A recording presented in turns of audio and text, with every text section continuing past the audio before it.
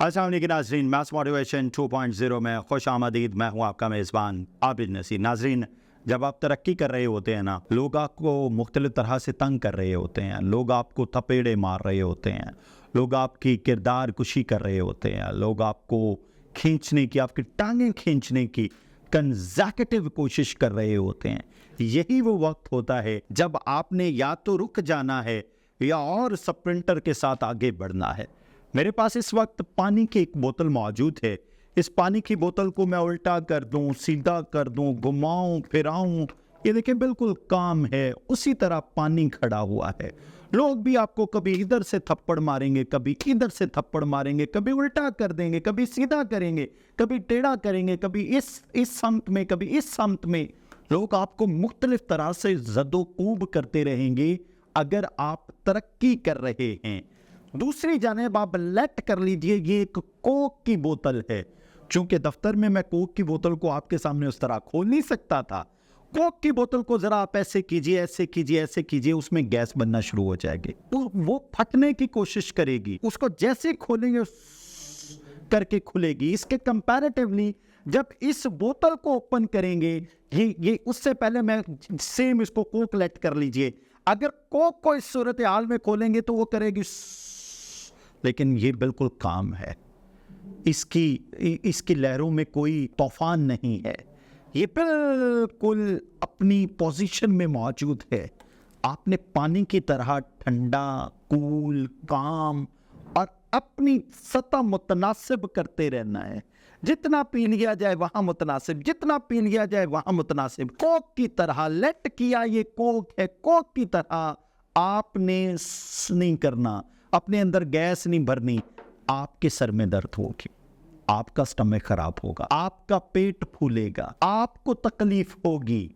आपके वो तमाम हवारी, तमाम दुश्मन जो आपको कभी उल्टा कर रहे थे, कभी सीधा कर रहे थे, कभी इधर से थपेड़ा मार रहे थे, कभी इधर से थपेड़ा मार रहे थे, उनका मकसद पूरा हो जाएगा। लेकिन if you are water, if you are cool calm, आपको कोई चिंता नहीं है कोई क्या कह रहा है आपके बारे में। लेट्स सपोज आपने बड़ी गाड़ी ले ली है और आपके रिश्तेदार ये कह रहे हैं कि इसने ज़रूर कराची में कोई बड़ी करप्शन की है, इसने ज़रूर इस्लामाबाद में कोई बड़ा हाथ मारा है, इसने ज़रूर लाहौरियों को लूटा है, इसने ज़रूर कोई बड़ी प्रॉपर्टी में बहुत तगड़ा हाथ मारा है। लेकिन आपकी वो जो पिछले 10 साल की मेहनत है वो उसको नहीं देख रहे होते। वो 10 साल में आपने कितनी रातें जाग के गुजारी, कितने लोगों से आप मिले, कितना काम किया, कितनी परेशानियां झेली, कितने वक्त ऐसा था कि आपको खाना खाने का वक्त नहीं मिला, ये किसी को याद नहीं होगा। लेकिन इस सारी सूरत हाल में जब आप पे लोग तनकीद कर रहे होंगे, आपने फील करना है कि आप कोई बड़ी चीज बनने जा रहे हैं। आप अब तरक्की कर रहे हैं, अब आप एक बड़े आदमी बनने जा रहे हैं। इसलिए लोग आपके मुतालिक बात कर रहे हैं, इसलिए लोग आपकी गैस निकालना चाहते हैं, इसलिए लोग आपकी करवाना चाहते हैं, लोग आपको डिस्टर्ब करना चाहते हैं। लोग चाहते हैं कि आपका लेवल गिर जाए, आप एक मतवाजन तबीयत का बंदा ना रह सकें। आप उनसे झगड़ना शुरू कर दें, आप उनके जवाब देना शुरू कर दें, और at the end of the day आप जिस रफ्तार से तरक्की कर रहे हैं, जो आग आपके अंदर लगी हुई है, वो आग ठंडी पड़ जाए। ज़हन में रखिएगा, अपनी औकात से बड़े सपने ज़रूर देखिएगा। अपनी औकात से बड़े सपने देखेंगे तो वो आपके अंदर एक आग लगाएगी, और वही आग आपको बिल्कुल जेट की तरह उड़ने की एक ताकत बख्शेगी।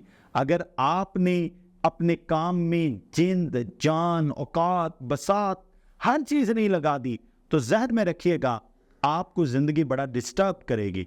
आम से काम हमेशा थोड़ी सी पेन के साथ हो जाते हैं, लेकिन तगड़े काम जो हैं वो बड़ी पेन लेके होते हैं। मुझे वो एक बड़ा वाकया याद आता है। एक साहब 5 स्टार होटल में रुके हुए थे, तो उनका दिल किया कि उन्हें रबड़ी चाहिए।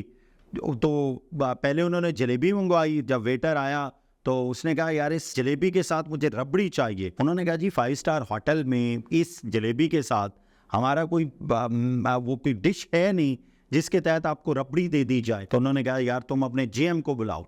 ये कैसी बात है, तुम मुझे रबड़ी नहीं दे रहे? तुम्हें पता है मैं क्या चीज़ हूँ? तो जीएम आए और उन्होंने सेम उनसे गुजारिश की कि यार मुझे इस जलेबी के साथ रबड़ी चाहिए।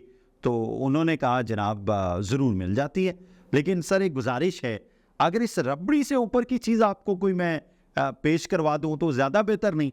उन्होंने कहा अच्छा कोई नई चीज़ है? उन्होंने कहा बिल्कुल नई चीज़ सर, टेस्ट भी बड़ा अच्छा है। जो उनके पास अवेलेबल था, जीएम ने उन्हें मुतमिन कर लिया कि रबड़ी तो मौजूद नहीं थी होटल में।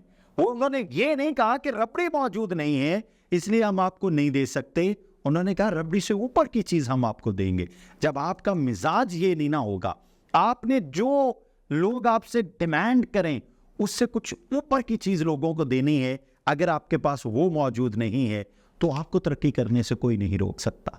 आपने अपने सेंसेस को इतना मजबूत बना देना है, इतना मजबूत बना देना है कि लोग आपके दीवाने होके रह जाएं। मुझे वो अंधे की मिसाल याद आ रही है।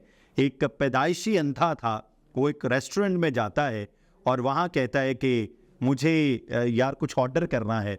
तो उसने होटल के मालिक ने कहा, ढाबा रेस्टोरेंट था, आप बताएं कि आपको क्या खाना है। उन्होंने कहा ऐसे मुझे नहीं पता चलता, मैं तो अंधा हूँ, मुझे डिशेस के नाम भी नहीं पता। तो आप हर सालन में ना चम्मच डबो के लाएंगे, मैं सूंघूंगा, जो मुझे मजेदार लगेगा मैं आपको ऑर्डर कर दूंगा। तो थिंग इज के वो सेम, उसने कहा यार बड़ा भारी कस्टमर आया। तो उन्होंने चमचियां डबोई, 2-4 सालन जो थे तो उसके सामने लेके आए। उसने तीसरी चमची पे हाथ रखा, उसने कहा ये वाला सालन चाहिए, बड़ी मिक्स सब्जी उसने पसंद की। कहा यार बंदे में कोई गुण तो है। फिर अगले दिन अंधा आया, उसने कहा यार वो चमचियां डबो लाओ तो मैंने ऑर्डर देना है।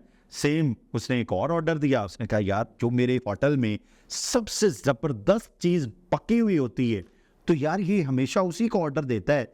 इस अंधे के सेंसेस बड़े काम कर रहे हैं। तो उसने अपनी बेगम को ये वाकया सुनाया। उसकी बेगम ने कहा कि मैं इसके साथ गेम करती हूँ, तुम ईजी रह जाओ। तो सेम जी उसकी बेगम जाती है, चमची भी, एक चमची को लिपस्टिक लगा लेती है, दूसरी को मस्कारा लगा लेती है, तीसरी को बेस लगा लेती है, चौथी चमची को अपना फेस पाउडर लगा लेती है।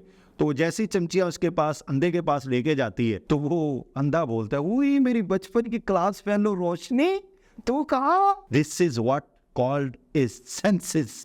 वाकई का ताल्लुक इस बात से है, अगर आपकी सेंसेस मजबूत हैं, अगर अंधे की ही सेंसेस जाग सकती हैं तो हमारी क्यों नहीं जा सकती। अगर बचपन से जिस शख्स ने अपनी क्लास फेलो को देखा नहीं, उसे इस बात का इल्म है कि जनाब वो इस टाइप की लिपस्टिक लगाती थी, वो इस टाइप का मस्कारा लगाती थी, वो इस टाइप का फेस पाउडर इस्तेमाल करती थी, वो इस टाइप की बेस इस्तेमाल करती थी। प्रॉब्लम इस हमारी सेंसेस बंद हो जाती हैं। ये तो वाकया इंडिया से आया ना। मैं इस तरह के एक वाकये का चश्मदीद गवाह हूँ। हमारे एक दोस्त है कैसर गुजर नाबीना थे, अगर वो सुन रहे हों तो वो ज़रूर इस बात को इंडोर्स करेंगे। तो हुआ ये कि हमने जैसे हॉस्टल में आना ना पढ़ के, तो उसने बताना कि आज फलां हमारी सारी क्लास फेलो, उसके मुझे नाम याद हैं और मैं नाम ले भी सकता हूँ। तो उसने कहा ना फलां क्लास फेलो आज बड़ी प्यारी लग रही थी। तो मैंने कहा ना यार अंधा नहीं है, तू ठरकी आदमी है, तुझे पता नहीं कि तू क्या कह रहा है यार, तुझे पता कैसे, इसका मतलब तू अंधा नहीं है।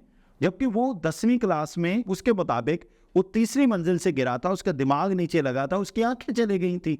उसके सेंसेस इतनी मजबूत हैं कि वो किसी भी लड़की को जो उससे 5 मिनट बात करती थी वो उसको स्कैन कर लेता था। ये दिखती कैसे है, इसके बाल कैसे हैं, इसकी रंगत गोरी है, इसकी रंगत सांवली है, इसकी आंखें मोटी हैं, इसकी आंखें पतली हैं, इसके होंठ बड़े हैं, इसके होंठ छोटे हैं, इसके गाल भरे भरे हैं या इसके गाल बड़े कमज़ोर से हैं। वो इतना ज़्यादा स्कैन कर लेता था। तो मैंने उसे कहना यार तू झूठ बोलता है, तुझे पता है, तू देख लेता है चीज़ों को, तू जानबूझ के अंधा बना हुआ ताकि ये तेरा थर्क पर पूरा होता रहे। तो उसने कहना कि आबिद भाई वाकई मुझे नज़र नहीं आता, लेकिन मैं आइडिया कर लेता हूँ, मुझे ये बताओ वो फलां वाली लड़की ऐसे ही है ना। यार वाकई आज उसने नीले रंग का सूट पहना हुआ था, वाकई उसका ये डिज़ाइन था और वाकई यार वो आज प्यारी लग रही थी। फिर सेम इज़ द केस एक उससे अगले दिन मैंने कहा यार तूने ना, मैंने तुम्हारी आंखों पे हाथ रखना है क्योंकि तू इन आंखों से देख लेता है। फिर तुमने बताना है, मैंने जाकर उस क्लास फेलो को भी अपने को बताया, तो ये भी पता है कि तुमने कल किस कलर का लिबास पहना हुआ था, और उसने एग्जैक्टली बताया कि आज ऑफ वाइट रंग का इसने सूट पहना हुआ है। तो मैं शशदर रह गया और मेरा इस बात पे यकीन हो गया कि आप ये एक आंखें हैं जो हमारी दुनिया देखती हैं, एक आंखें हैं जो यहाँ हैं। ये आंखें जब तक नहीं ना खुलेंगी आप कोई कलाकार चीज़ नहीं बन सकेंगे। आज से मेरी आपसे दरखास्त है, अपनी वो आंखें खोलिए जो इन आंखों के पीछे हैं, फिर आप देखिए तरक्की ज़रूर करेंगे। मेरी दुआ है अल्लाह ताला आपको बहुत सारी बेनाई अता फरमाए और आप खूब तरक्की करें। इजाज़त दीजिए, आला हाफ़िज़।